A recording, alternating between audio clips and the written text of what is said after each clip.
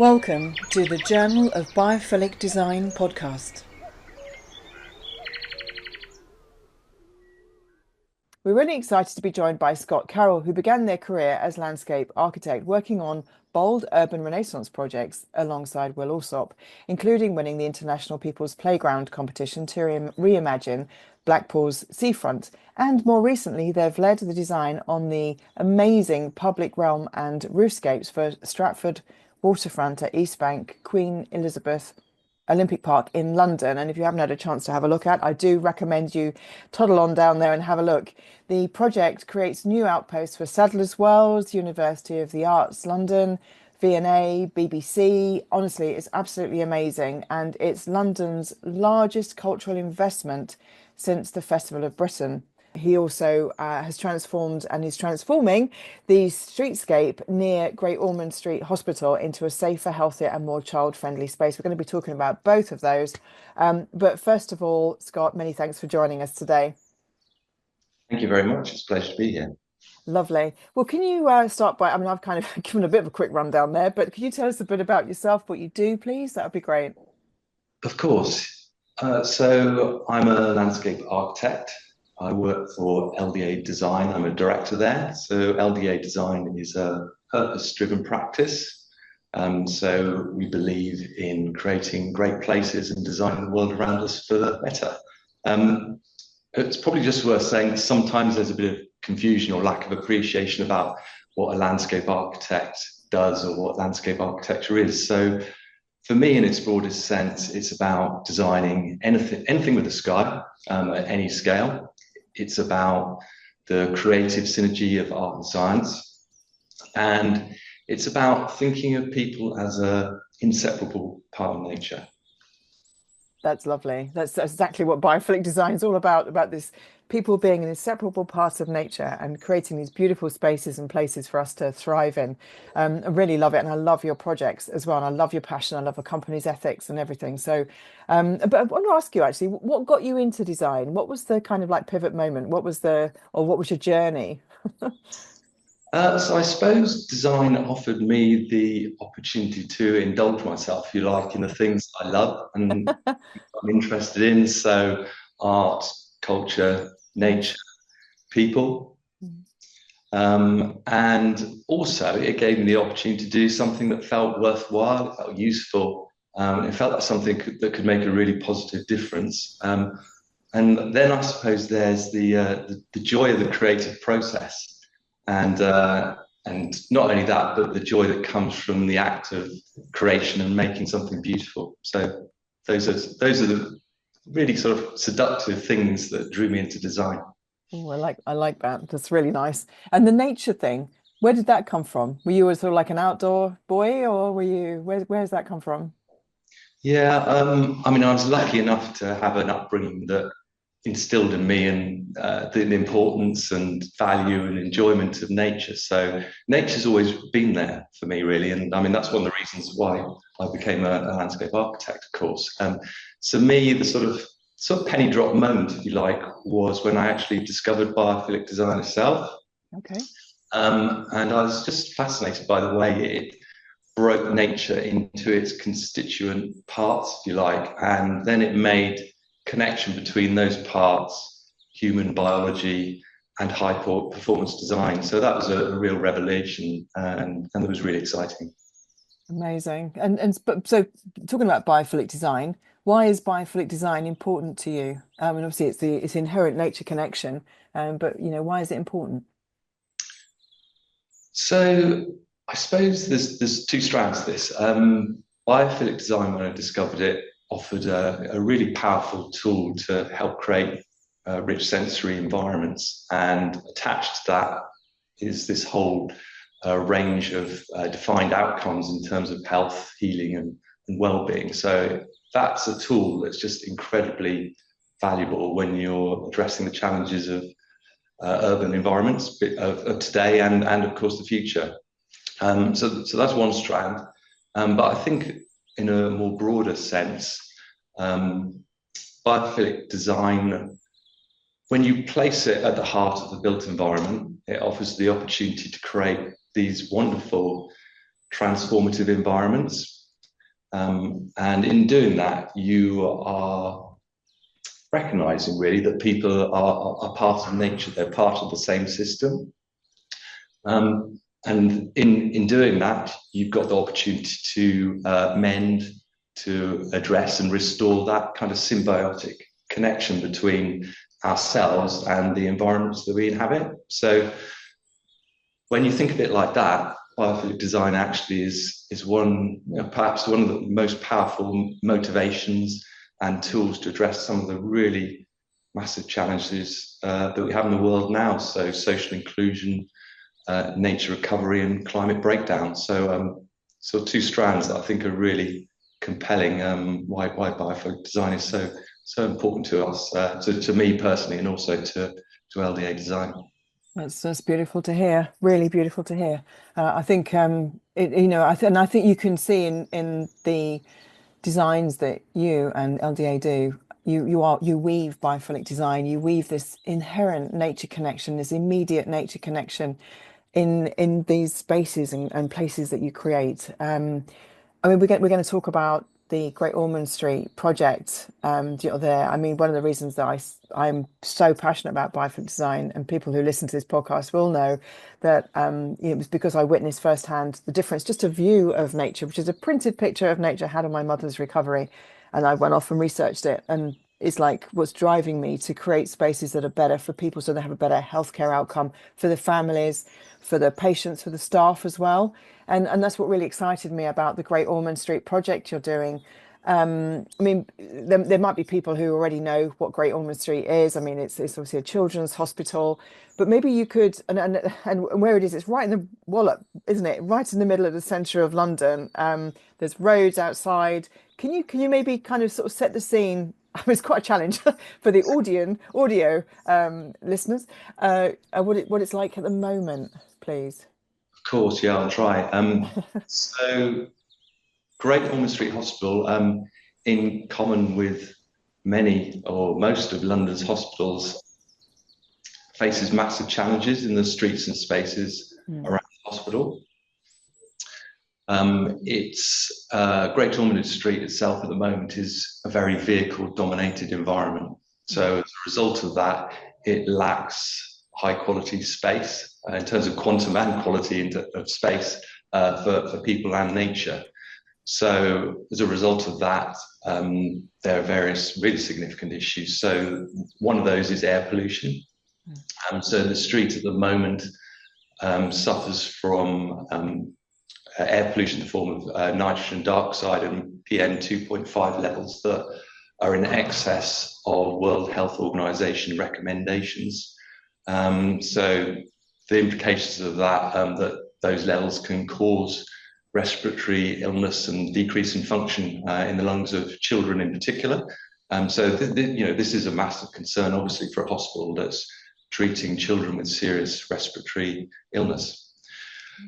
The environment also scores high in deprivation criteria when you look at the area it's situated in. And then in combination with that, there's also a significant lack of a green space that the hospital community and the wider local community can enjoy. So it's a really challenging situation, but a shared situation with most of London's other hospitals. It's quite heartbreaking, isn't it? It's a hard place, isn't it? Would you say? It's absolutely, yeah. And it's so, as you were saying, it's so important in terms of the quality of care and the experience that people who are using the hospital get at the moment. So even when they're actually traveling to the hospital, that whole route and the space getting there is really important, that experience. And then when you're in the hospital, be able to access space that is valuable, and to have all that lacking, it's a really serious thing. As a designer, it's obviously hugely rewarding to be able to make such an explicit difference to these really big issues. Absolutely. Can you tell us what you're doing at the Great Ormond Street and the sort of, what you're aiming to change? Yeah, of course. So we've been working in collaboration with Great Ormond Street Hospital. We are championing Biophilic Design in a pioneering healthy hospital streets approach that will see the first healthy hospital street in London and in the UK, potential international precedent as well. So we're very excited about it, about the difference that it can potentially make. The project itself is about getting rid of vehicles, about reclaiming vehicle space and making space for people and nature that's lacking at the moment, as I mentioned earlier.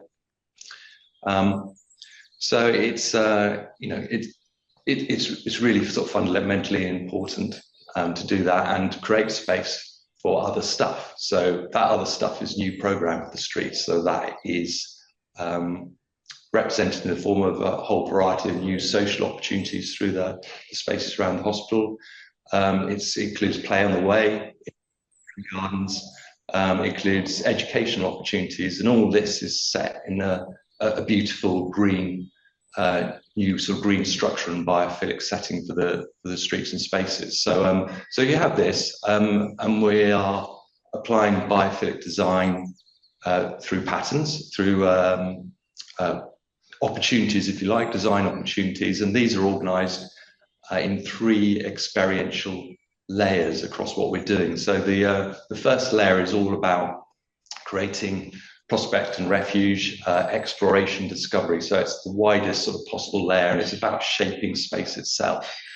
So the whole movement experience through the streets being reimagined as a series of sort of gentle curves. So once you get good sight lines for safety and legibility of the streets actually revealed sequentially, so you don't see it all in one go. And then we have things like seating that's sort of nestled cozily into planting areas. So you'll sort of sit comfortably with your back against that, and you get these lovely expansive views across the street landscape that we're creating. So that's the first layer. The second layer is about introducing natural sensory content, if you like. And the way we're doing that primarily is creating through a carefully curated and rich planted environment, something that we're specialists in. So this is hugely important.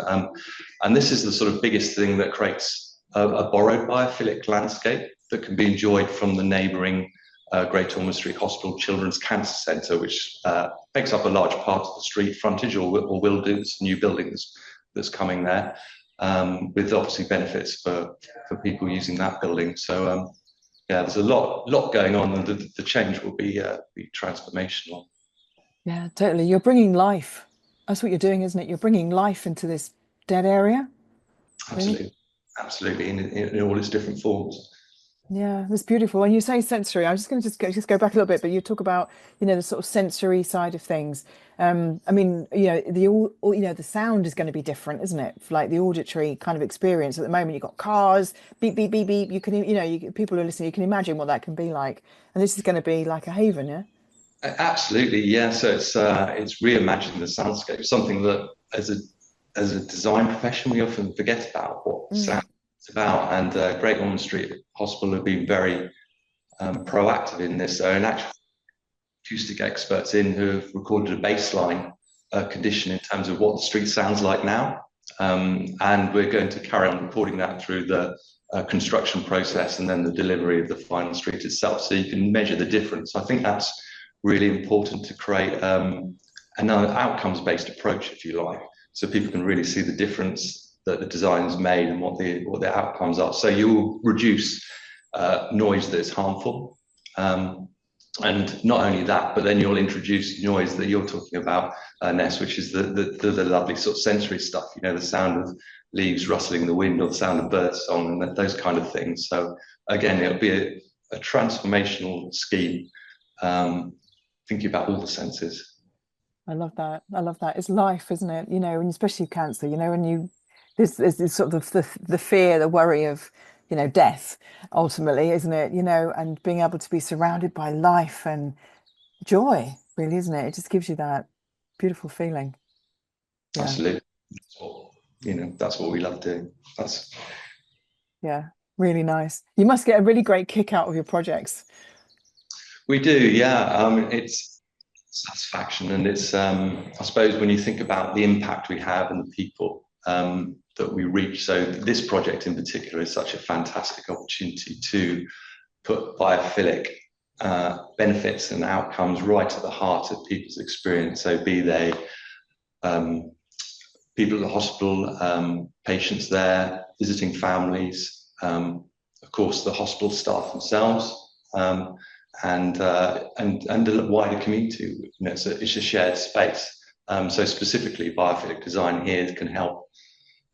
It can help create that healing environment for patients, but equally, it's creating an environment that promotes well-being and reduces stress levels. That's so important for hospital staff and visiting families as well. So, yeah, the outcomes are going to be really significant. Yeah, absolutely. And you talk about, you're doing the sort of analysis of the sound. Are you doing any other benchmarking at all? Kind of, or have you, I mean, I suppose you must have like what people have said anyway, just verbally about how it is now. I presume you'll be doing like some like POE almost, sort of post-occupancy type stuff, and just to look to see what the impact's going to have. We have, yeah, I mean, there's a couple of things to mention on that and outline. As part of the projects, we've developed a replicable approach.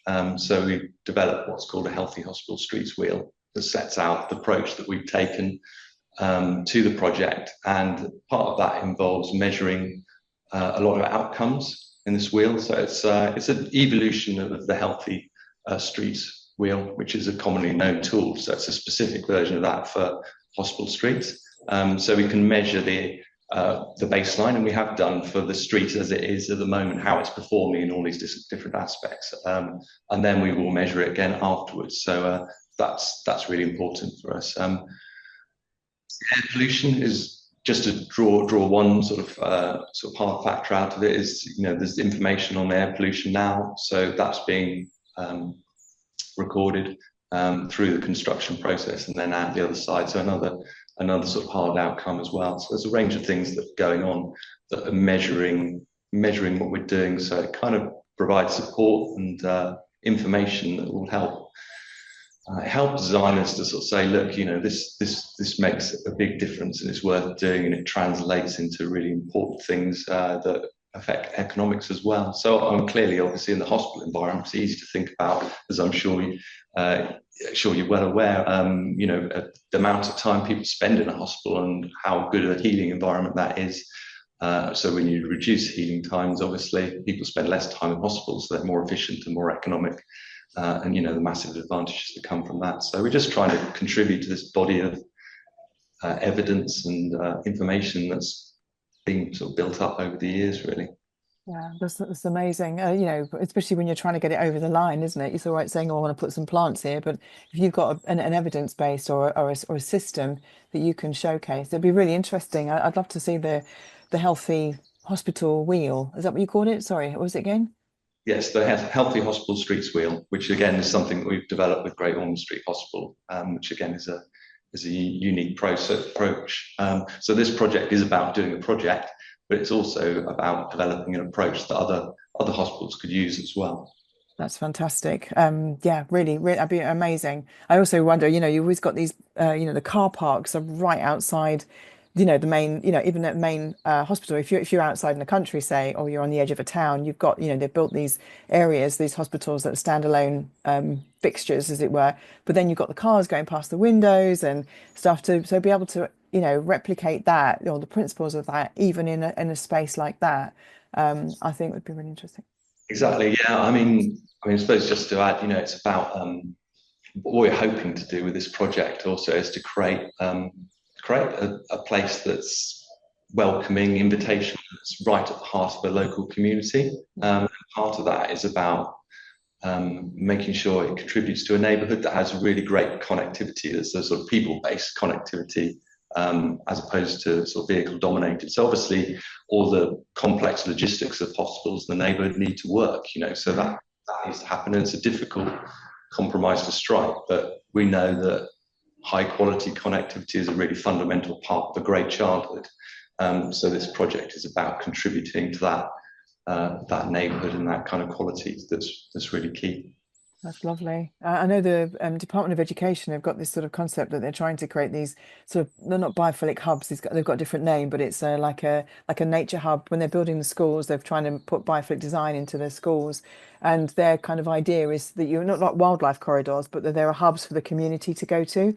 So do you know what I mean? I just imagine if this was like reeled out in all the hospitals, this plan that this sort of project, this idea that you've got, the concept that you're working on together, that it becomes like just like it's just a baseline that people have to do. I mean, that's fantastic, and in fact, it's brilliant because it's centre of London. Everybody goes through London. They can go and have a look at it, see it, and then sort of take it back and replicate it and make spaces better for people.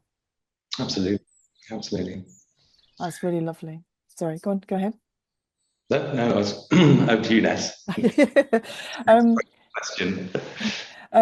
yeah, no, gosh, I mean, we could talk about this. We could just talk about the Great Ormond Street thing for ages, and but I do want to talk about the other projects that you do, particularly this amazing space. Oh my goodness, when we spoke about it beforehand a couple of months ago, the new cultural and the educational district, the East Bank, is that what it's called? East Bank, Stratford. That's right. Yeah, East Bank, Stratford Waterfront. Yeah, it's a project we're really excited about, and it's about creating a new cultural and educational district in Queen Elizabeth Olympic Park. So that's the park that LDA Design led the design of, that hosted the 2012 London 2012 Olympic Games. Sorry, Scott. I heard the background noise there. I, I was going to say, I'll repeat. So, new cultural and educational district in Queen Elizabeth Olympic Park. So that's the park that LDA Design led the design of for that hosted the Olympic Games back in 2012. At the heart of the project is all about creating new outposts for institutions, which include V&A Museum, Sadler's Wells, London College of Fashion, and BBC Music Studios. As you said earlier, it's the largest cultural investment in the capital since South Bank and Festival of Britain. We've been working on it now since 2017. It's just started to come to life, which is really exciting, and it'll all be fully open in, we hope, the first part of 2026. So our role in the project has been to lead the design of the public realm and the roofscapes of the buildings and create an invitational common ground that brings together people, culture, and nature. So we knew from the outset the project is so unique. It has a global reach and a global community, if you like, but at the same time it has its roots in the East London community. So it's quite exceptional in that respect. So you're going to get a whole range of different people coming here in quantity, quite transformational quantities, and so be they visitors, local residents, students, and a sort of huge spectrum of people in the creative industry.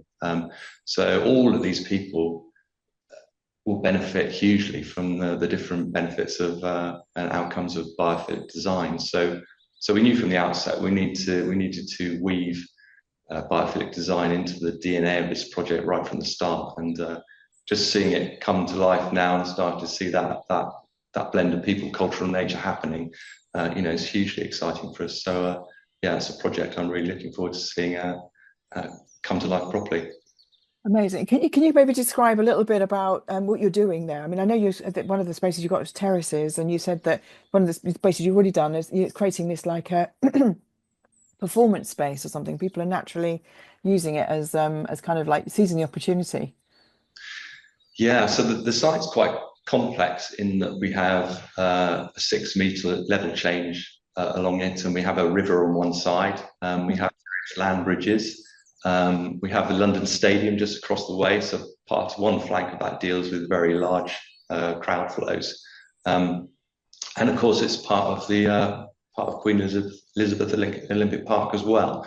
So when you put all those things together, we have created a really interesting topographical landscape that, as I said, it brings together people, culture, and nature. So it's very much a canvas for collaboration and for it to be inhabited and colonized by by the local community, but also by the institutions and collaborations, unique collaborations between those institutions, because they're sort of, there's a terrace, there's a cultural terrace.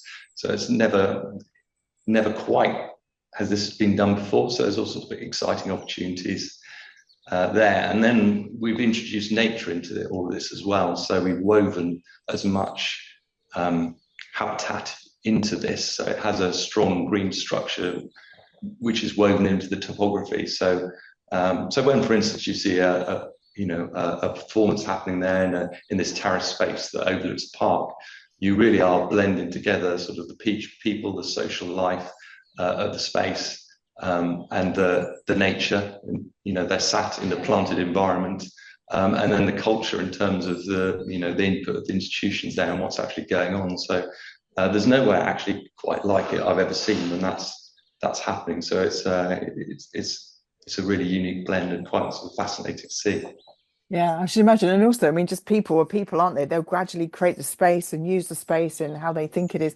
I was just, when you told me about it first, and then I saw photos of the image, it reminded me like the concept was like the Minack Theatre, in Cornwall. But obviously, the Minack Theatre is just like, I mean, to me, it's just great. And you got the sea. I mean, oh my God, it's an amazing view. Don't get me wrong.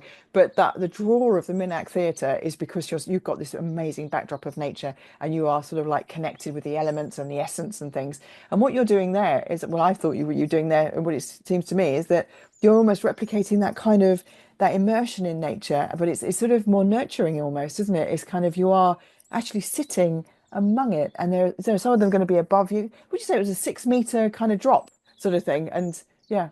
It is, yeah. So it's quite a dramatic sort of level change, and we've sort of handled it, creating sort of carving into it, if you like. So it's sort of geology that we've made there, and that's got space. There's space for everyone. The space, like you're saying, to immerse yourself under some of the birch trees there and be surrounded literally in planting with this view out. But equally, it's designed for some of the biggest spaces there outside the inner are designed for big events. So it's everything from just someone who wants to quietly reflect and be by themselves and read a book, right the way to sort of the largest sort of festival event that you can imagine, and everything in between. And all that, a lot of attention went into creating, making sure we made the best of the views, because of course we've got an amazing prospect of this landscape towards the park, which is the borrowed landscape. So you get these amazing views looking out across that, which are quite sort of phenomenal, really. Yeah, I should imagine it's might be useful for wayfinding and because that whole area, like you say, you've got V&A, the BBC Music Studios, Saddle as well. So you've got the dancers, the performers, the musicians, creatives, composers. You can imagine the producers. You've got everybody who is involved in like the creative industries coming there. So you can imagine it being like this beautiful hive. Like the bees are hopefully going to be like going all around the pollinating plants. There'll be all these sort of creatives pollinating ideas and stuff. Yeah. That, that's exactly it. It's been a huge privilege to work on it, and it's so satisfying to see it coming to life now, and just seeing there's some really sort of beautiful moments happening there, really, in this unique place. That's lovely. I'm going to ask you, is there anything that you're doing there, like that's coming up, or maybe what you've already done there, but that really, like for you personally, that you just go, oh, that's really good, or that's really nice, or do you know what I mean? It's just something that you just uplifts you, or do you think it's just a little bit of, just you personally go, oh, that's actually quite cool. I don't know, because it's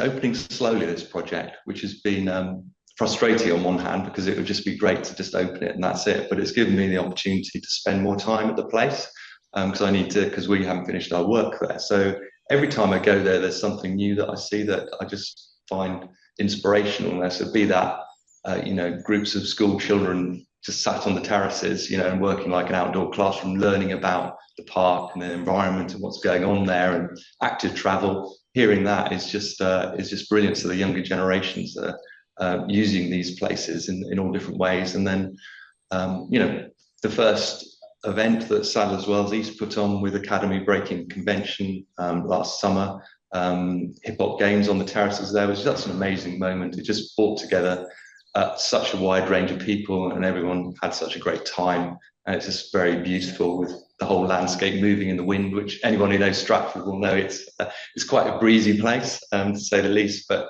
it can be lovely as a landscape that moves as well. And you hear it as you're moving through the rustling through the beech trees, and it's a lovely time. So August the 3rd last year was a beautiful moment for me on that, just to see everything come together and the promise of all these things to come. It's just really the start of that place. Amazing. Well, that's lovely. Well, I'm going to put links on the website to LDA Design and also to the Great Ormond Street projects and anything else. And also, so if people want to go to journalofbiophilicdesign.com, visit the podcast page, you'll be able to see this interview with Scott. And please go and visit the LDA website because it's beautiful. Oh my goodness, there's some lovely work that you're showcasing on your site. And also it'd be really interesting to maybe keep up to date as well. Maybe we could do another podcast when you finish the Great Ormond Street project and find out more about the hospital. What's it called again? The hospital wheel, hospital street. Yeah. Say again. Healthy Hospital Streets Wheel. Healthy Hospital Streets Wheel. HHSW. Right. Healthy Hospital Streets Wheel. I think that's really good. I'm repeating it a lot of times because I think it's really important that people get that. So, so if people want to find out a bit more about that, they can contact you directly, can they, with that about that? Absolutely. Of course they can. It'll be a pleasure. Fantastic. Well, we get to the bottom of the bottom of the podcast. So, is there anything else that you wanted to add, or should I go straight into the straight into the final question? Go straight to the final question. Yes, why not? All right, love. That's great. Well, so then the question I ask everybody at the end of these podcasts: if you could paint the world, Scott, with a magic brush of biophilia, what would it look like? It's a good question. I've got two thoughts. So the first would be that these environments, none of them would look the same. None of them would have a signature look to them. And the reasons for that are, even though the principles of biophilic design are constant and they hold true. However, in any really good responsive design, we need to think about the particular qualities of the places where we're designing. So that will mean that the human systems are different in particular, the ecological systems are different, and there's a very sort of particular history and culture to the place as well, which will mean that everywhere is different. So there wouldn't be one look. However, my second thought is that there would be some commonality and sort of shared characteristics in these environments, and they make a world that I think would be beautiful. It would be rich in sensory experience, and it would create a world that provides a feast for the eyes and wilder, more natural state of mind, I think. Thank you for listening to the Journal of Biophilic Design podcast.